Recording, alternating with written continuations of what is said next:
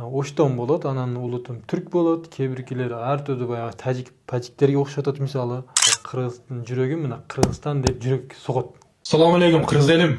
Бирок мыктысыңар кыргыз элим. Просто фардан бет атканда күп.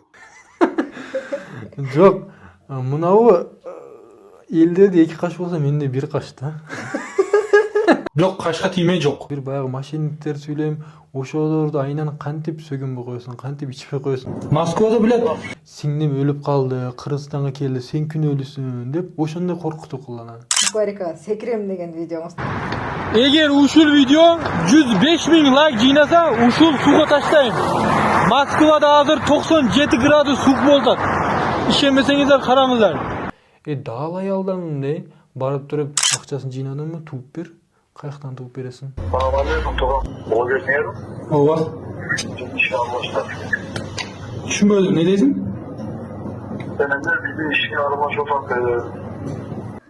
Садыр Жапаровду жана Камчыбек Ташиевди дагы көбүрөөк колдоп, ушундай мактап чыгып каласыз. Эмеспи, Садыр Нуркожаевич. Мен сизге кайрылам, сиз президентсиз. Бозулбаса чыгып Адаханды жаман көрүп атасыз го.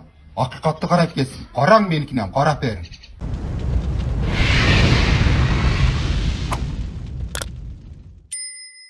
Саламатсыздарбы, Алсы Медиа каналынын катталуучулары. Бүгүн бизде өзгөчө блогер конокто десем болот. Өзү кыргыз болбосо дагы кыргызчаны так сүйлөгөн, анан көптөгөн ушул мекендештерди сөгүнүп сүйлөп, өзүнө тарткан өзгөчө стили менен. Андан сырткары ушул бардык мошенник дегендин баарын ачыкка чыгарып жүргөн Умар мырза бүгүн бизде конокто. Сиздер болсо каналга катталып, лайк басып биз менен бирге болуңуздар. Биз азыр ачык маек кылабыз. Көбүнчө бул жакта азыр ушул лотерея ойноткон мошенниктерге көбүрөөк басым жасамакпыз, андыктан биз менен бирге болуңуздар. Уялгылачы. Качан токтотосуңар мындай алдаган, бири-бириңерди алдайсыңар, регистрация кылгандар Москвада. Бутуңарды чабам айтып коюң. Көп жалып келтат айтып коюң. Бирден Бека красавчик. Бека. Сүйгөнүн чагыртат. Уксаң не дейт экен? Почему ты изменил меня? Уялбайт экенсиң да, Бека. Такси айдап жүрө ушундайларды айдаш керек. Ушундай сулуу кызга измен. Саламатсызбы, Умар мырза? Саламатсызбы, жакшысызбы? Жакшы, рахмат. Кош келиптирсиз.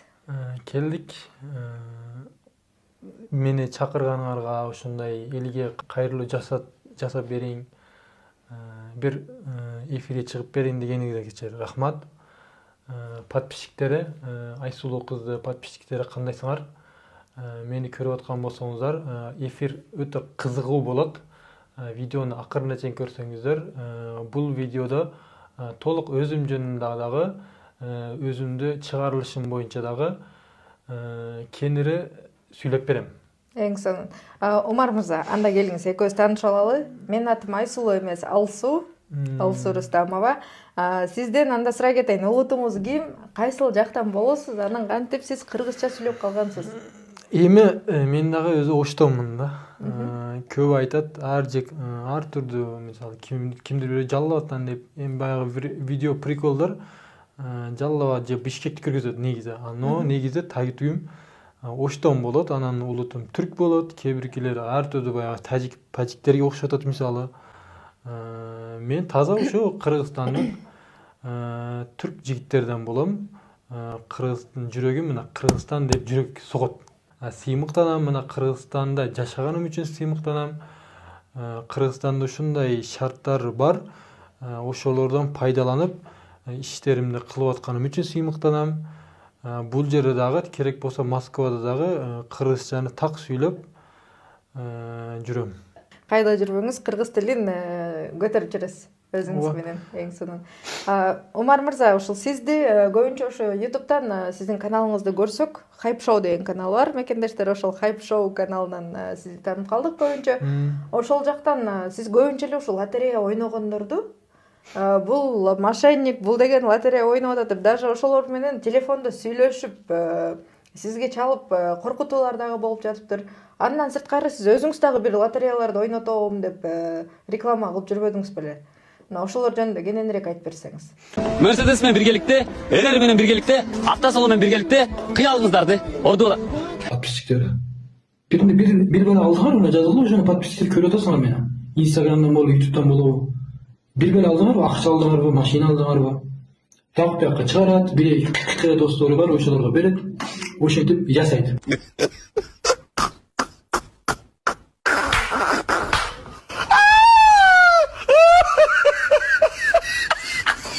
Анан айтыптыр, анан айда жыласып атан жаңы офис ачылыптыр, ошого барып алыптыр да бул. Bu kim edi bu endi? Bu kim bu? Toshkent xo'jayini mi bu? Бака братан эми баарын фардан берип жакшыны ham жакшылайт, жаманга ham поддержка кылат го. Эми ушуга эми поддержка кылбай эле койсо болбойбу дейм да. Майлыгы эми кыргызчылык дейгилечи, но бул андайга татыктуу эмес да. Андан көрө башына чабып жамки братан элдер акча не алдып атасың деп башына Maymılga bir gangirbaş вопрос beriptir da. Je 1 milyonu tandaysın. Je bir bananı tandaysın dese ne dep жооп берет эле? Жазыңыздарчы. Обязательно бананы тандайт эле. Худду ушундай жигиттер же 2000 рубль берем, же ушул машинаны берем десем, кайсыны тандайт элеңер? Эми жаңы Москвага келгенимде, ал ошол нерсени айтайын. Жаңы Москвага келгенимде көбү мен баягы туура эмес иштерди чагылтырып чыкканым үчүн көбү жалып, мисалы жазат мага. Мынабу Москвада мынандай мошенниктер бар, ушул боюнча бир чыгарбайсыңбы деп бир-эки интрига кылып чыгарып көргөн болчумун интернетке. Анан ошол боюнча бир чоң мына аждарды башыны мына Москвада бир өтө бир чоң лотереячы ойной турган, ошол боюнча бир сүйлөшүп калдым. Анан ошону чыгарсам, баары уже мага поддержка болуп, көбү жазып калды. Бул сен муну туура чыгарып атасың, бул элдерди курутуп атат, элдерге жакшы машинаны чыгарып, туура эмес таза машина берип, рекламага чыгарып, баягы өтпөгөн аны же алып туруп сата албайсың. Ошондой базарга өтпөй турган машиналарды элдерге берет экен да. Ошол биринчи признак, ошол катасы. Анан приздерди iPhone коём, телефон, акчалуу приздер коём деп уткандан кийин уткандарга дагы бербейт экен. Бир ушул ал бир эле лотерея ойноткон адамда дагы канчасы бар. Ошол боюнча чыгардым эле. Көбү поддержка кылды. Ошодон кыйла элдер танып калды. Анан ошодон кийин анан мен ошол жерде мен мисалы токтолуп айтайын. Мен ойнобогула дей албайт экенмин аларга. Мисалы мен просто ошолорду туура эмес ишин ачыктадым. Ким таза ойноткондорду мисалы ойносо болот, майли мисалы бирөөгө эгер лагман сунуштасам, ал башка нерсени жейт турган болсо лагманды каалабайт да. Просто ким эмнени каалайт, ошону кылат экен. Мисалы 1000 жакшы болобу, 1000 жаман болобу, но мен айтам, ким жакшы ойнотуп атат, мисалы ойносоңор болот. Но бул жерде тандоо өзүңөрдө, но желательно мошенниктерге учурабаш керек. Мен ойноткон себебим, мен мисалы мен блогермин. Болгону барып туруп бир-эки реклама кылып берем, но мен артынан эч бир баягы жалып уккан жери көрбөдүм, жалып уккан адамдарды көрбөдүм. Но мен ошол бир-эки адамга лотерея боюнча реклама кылдым. Ошол боюнча эч бир жалып уга элекмин бирок. Ошол алдап койгон, ошол мошенник болгон лотерея ойноткондор аттарын айтпай эле коелу. Сиздин видеолоруңуздан көрдүм, бир-экөөсүн даже тааныйт экенмин. Ошолорду көрүп атсаңар, ойнотсоңор таза ойноткула, болсо ойнотпогула. Андан сизге анда кийинки суроом, Омар мырза. Сиз ушу политика жакка дагы аябай жакынсыз да? Иш эмеспи, Садыр Нуркожоевич. Мен сизге кайрылам, сиз президентсиз. Бозулбаса чыгып Адаханды жаман көрүп атасыз го. Акыйкатты карап келсин. Караң меникинен, карап бериң. Садыр Жапаровду жана Камчыбек Ташиевди дагы көбүрөөк колдоп, ушундай мактап чыгып каласыз. Ошол жөнүндө да айта кетсеңиз. Мойдунов деген 2017-жылдан бери мен кыйналып келем. 2017-жылдан бери. Эми Садыр Нуркожоевич, муну алып милицияңыз, МВДңыз, СМБңыз айлык алып эмне кылып отурат? Чыгып эле кете бербей, айлык алып атат да бекерле. Же мыналардан доля алабы? Ошонусу жетеби? Эми мен мисалы Кыргызстандан болгондон кийин Кыргызстанды башчылар негизи макташ керек да. Азыр бирок байкадыңызбы, бир аз мындай политика кызыккандар бир аз азыр азайып калды. Азыр мына көп эмес, бир жыл мурда өтө көп эле мисалы ошо жогору Кыргызстандагы ошол чоң ошо Камчыбек Кырдышаевский анан Садыр Жапаров президентибизге көп баягы обращениялар кылып, ар түрдүү сөгүнүп аткандары чыгат эле. Азыр бирок азайып калды. Негедир билбейм. Ошондо мен мисалы YouTube'да, TikTok'та көрүп сөгүшөр эткенде элдер ушу өз эл башчысыны ушу президент да, президентти сөккөн кантип ким сөккөнү жарайт мисалы. Сөгү берет экен, сен мынандайсың. Мисалы өзү ошо мисалы кээ бир эле карыздарды төлөш керек деди. Өзү үйүндө баягы газ светине акча төлөй албайт мисалы. Квартплатасын эптеп төлөй албайт. Ошондойлор жогорку жакка акыл үйрөтөт да. Ошондойлорго таң калып, негизи мен патриотмун. Ошол үчүн мынандай дебеңиздер, мынандай деп просто видеону мен расшифровка кылып берем. Негизи патриот болгон үчүн негедир ошо колдойм да. Колдоонун себеби дагы бар. Себеби туура иштеп атышат. Мисалы но кээ бир жерлерде болбой аткандар, кээ бир жерлер мисалы өгүнүкпөй аткандар, но азыркы күндө башкаларга салыштырмалуу булар жакшы иштеп атат. Мен ошол нерсени эле мен чагылтырып берем. Ошонун мисалы азыр менин YouTube каналым бирде бир 100% боло турган болсо 2% эле мына негатив, калгандары жалаң ошондой мени мындай жакшы күзөтүүчүлөр, значит пайда берип атат экен элге, значит туура айтып атат экен. Туура. Сизге ушундай бир не деп коет, нестандартный бир суроо бере кетейин. Ушул эмеден видеолоруңуздун арасынан бир экөөсүнөн байкап калдым, сиз ошол жакта "Эй, бүгүн деген эфирге сөзсүз киргиле, менин кашыма тишпегиле" деген сөздөрдү айтыптырсыз да. Ошо кашыңызга эмне кылып тийишип атышат? Же бир эки кыздар терип берели деп атабы? Жок, кашка тийме жок. Мактасаңар майли. Жок, мынабы элдерде эки каш болсо менде бир каш да. Озундан сразу да я. Таң калам, эми ушуну ал дешет кээ биркилер тери бер дейишет. Эми бул адамдын мисалы өз каалоосуда, мисалы мен эмне кылам, эмне каалайм, мисалы бул эми мен чечем. Но ошол жерде кашыңды ал деген баягы комментарий болот, кашың жөн эле кое бер деп көрсө, мисалы көрүшү менен биринчи кашым түшөт экен да көздөрүнө. Ошо мен дагы өзү биринчи сиздин кашыңызды көргөмүн. Анан ушул бизде деген кыздарыбыз аябай көп да, ошо салондо иштеген, каш терген, кирпик жасаган кыздарыбыз көп да. Мына ошол кыздар сиздин кашыңызды көрүп эле терип салгысы келсе керек деп ойлойм да. Ошону айтам да. Кем эми тийишет дегени бул мындай нормальный нерсе, мисалы просто мындай тамашалап сүйлөшөт. Бул эми нормально кабыл алам. Өзүңүзгө жагат самое главное. Эми өзүмө жагат. Өзүмө жакса болду ки дейт го. Туура. Аныңыз да туура. Андан сырткары мен сизге кийинки суроом, сиз ушул көбүнчө сөгүнүп сүйлөйсүз го. Эй, тиги мен Москвага келсем бул эмне деген деп кече күнү эле как раз видео чыгардыңыз. Кар жаап, апрель айында эмне болгон, кар жаап койду депчи сөгүнүп, аябай ошондой сөгүнүп сүйлөгөнүңүздү элдер кандай кабыл алышат? Анан ошол сөгүнүп сүйлөгөнүңүзгө да көбүрөөк мындай негатив сын пикирлерди жазышканда сиз кандай кабыл аласыз ошону? Жок, эми азыр мурда мындай сөгүнөт элем да, азыр чынындачы.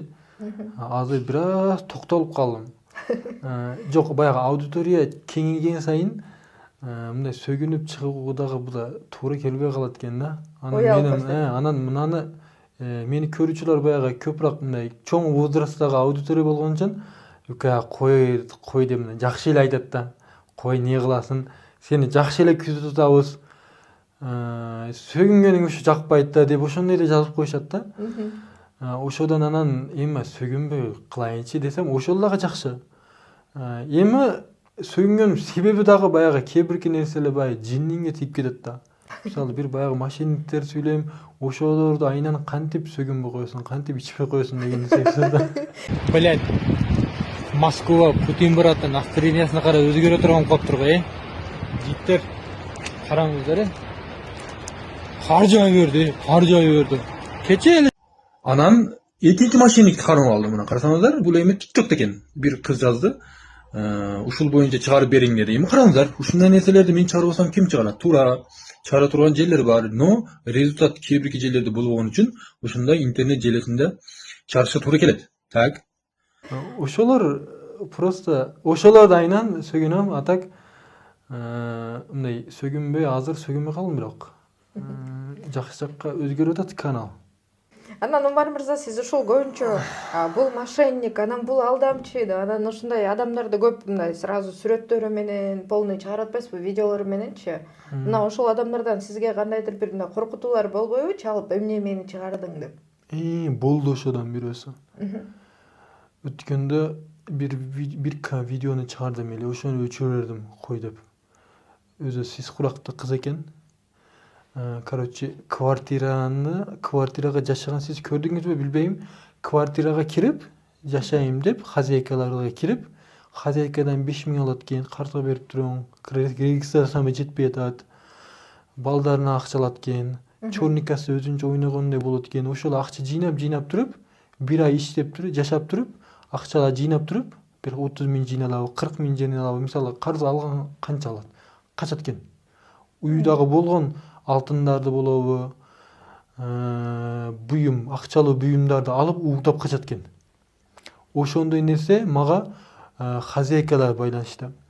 Мындай факт бар дедим. Бир эмес, анан мен мисалы факт жыйнап атканда бирөө эмес, 2-3 4-ге чейин жыйнайм да, анан голосовой жазышкандар, ошол боюнча мен факт жыйнайм, анан чыгарам. Без факт чыгара албайм.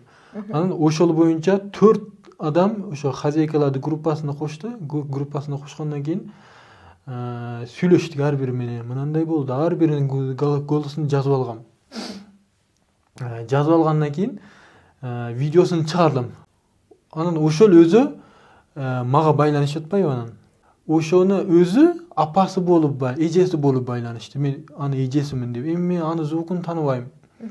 Анан ал карындашым, сиңдиң дейби, карындай өзүнүн эжеси болуп. Сиңдим өлүп калды, Кыргызстанга келди, сен күнөөлүсүн деп ошондой коркутуу кылган. Наракта мага хозяйкалар менен байланыштам, ал урдура берет. Ал өтө калыпчы, ал Кыргызстанга да кете элек. Но билбейм. Ал 15 күн мурда болгон нерсе, ал ошол чалып туруп мага байланышканы 15 күн. Ага чейин турат эле. Анан мен ишенбедим негизи. Но ишенсем да болот. Карын ошо сиңдим өлүп калды дегенин коркуп анан сүрөттөрүн чыгардым да, анан сүрөттөрүн чыгарып мына мошенник, мында семизрак кыз экен да. Ал не только башка жакка барып туруп ошолор дагы буюмдарын эми тирилик ошол экен да. Иш кылбайт экен, тирилик, квартирага барып экен, бир ай жашайт экен, ошол жакта жакшы эже, сиз жакшысыз, мага акча берип туруп, регистрацияма жетпей атат, Сахарова барышым керек деп, ошондой эле кылып акча алып жүргөндөр бар экен. Бул эми Москвада бирөө эле дагы мындайлар далай. Бул эң ошол немеси самый мындай чоң байланышканы ошол болду. Ал калгандары эми байланышат. Мындай наракта эле ойно деп коем. Эмне үчүн бизди көтөрүп чукулуп атасың? Лотереяны адал таза ойносоңор болбойбу? А биз Москвада билет русскийни алдабайт, бирок кыргызды алдайт. Кимсиңер өзүңөр? Кимсиңер? Бир туура эмес иш болуп атабы? Мен ошону жарып берем. Assalomu alaykum. Азыр бир саат мурда бир маньяк чалды. Голосу мен сразу жазып алдым. Бизди неге абийирибиз ачып атасың деп. Абийир болсо ачылабы? Факт, есть факт. Кааласаң ошону чеч, болбосом жок. Жакында мисалы бир мошенникти чыгардым. Бир эжени, ошону айтайын сизге. Бир эжени машинасын, Матизини 180 миңге жок арендага алып, аны эптеп левий жактардан сатып, Кыргызстандан сатып, Москвага качып кетиптир, Питерге. Ал азыр ошо менен азыр күрөшүп атабыз. Ошол эжени 180 миңни алып, эми машинаны алгандан кийин 180 миң алып качып кетиптир да. Ал бечара 3 жыл, 4 жылдан бери күтүп атат экен ал аял. 4 баласын жалгыз бул аялды ошентип бир чоң эле киши 45 ошо тегеректи киши. Ошону ясно бетине чыгардым. Чыгаргандан кийин байланыштым. Эми караң. Ошол азыр ар 10 күн, 15 күн сайын 10 миңден 20 миңден акчасын которуп атат. Эжеге. Мен эгер айттым да, ошол жерде сүйлөшүп алдык, видеомду өчүрүп бер, акчаны котором деди. Болду, ошо өчүрүп аткан учурунда 20 миң чабы которду. Которду, ана видеону өчүрдүм, азыр дагы деле которуп атат. А если дагы ошондой акчасын которбой турган болсоң, 180 миңди үзбөй турган болсоң, чыгарам деп корксам, түшүп калды, короче, жүрөгүм. Так что ушундай.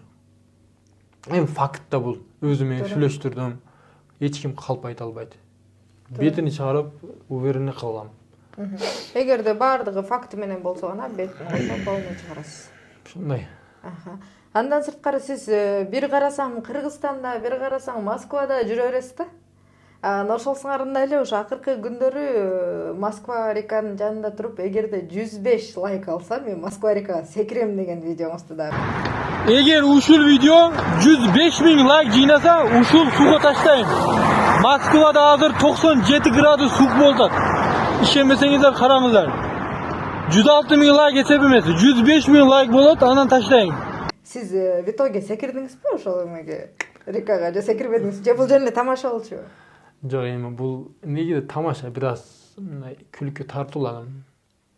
Интернет желесиге бир аз мындай күлкү тартуулаш дейт. Анан ошко эс алып эле келдим. Бир барып бир 15 күн барып келдим. Азыр эми Москвада кызматтабыз.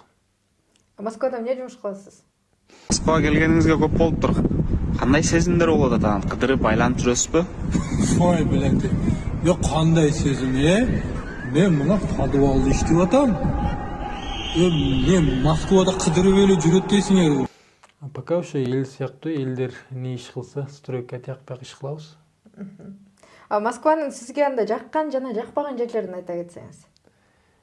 Эми Москваны жаккан жерлери Москва негизинде мүмкүнчүлүк шаар экен. Мисалы, адал жакшы иштесең, бирөөнү кидала кылбай, бирөөнү капа кылбай, бирөөгө мошенник болбой, бир жакшы иштесең, тынч барып үйүңө барып келсең, бул мүмкүнчүлүк шаарынын ичинде. Мисалы, караңыз, бул жерде элдер азыр 100 миң, 150 миң выше таап атат. Мисалы, Кыргызстанда таппайт. Бул чынын айтыш керек. Башка жерлерде таппайт.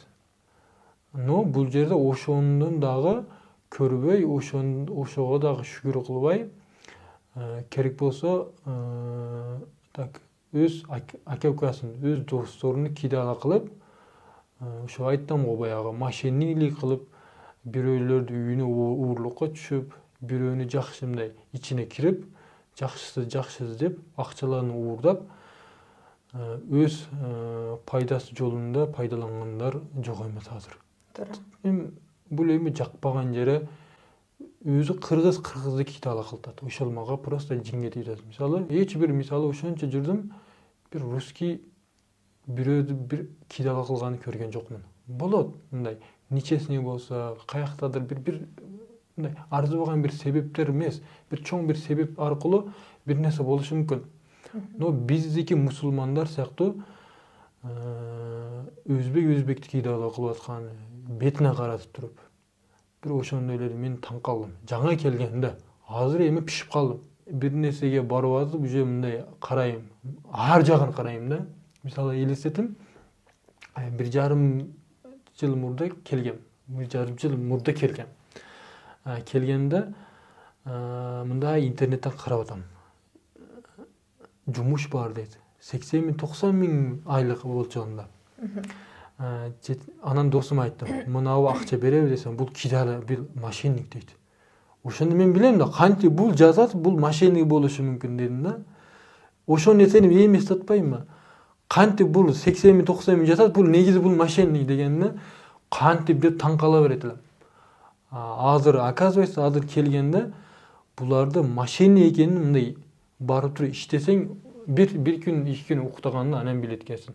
Далай алдамын барып туруп, бир күндүк барасың, үйүңө бара бер, акчаны которуп коем дегендер далай болбодубу?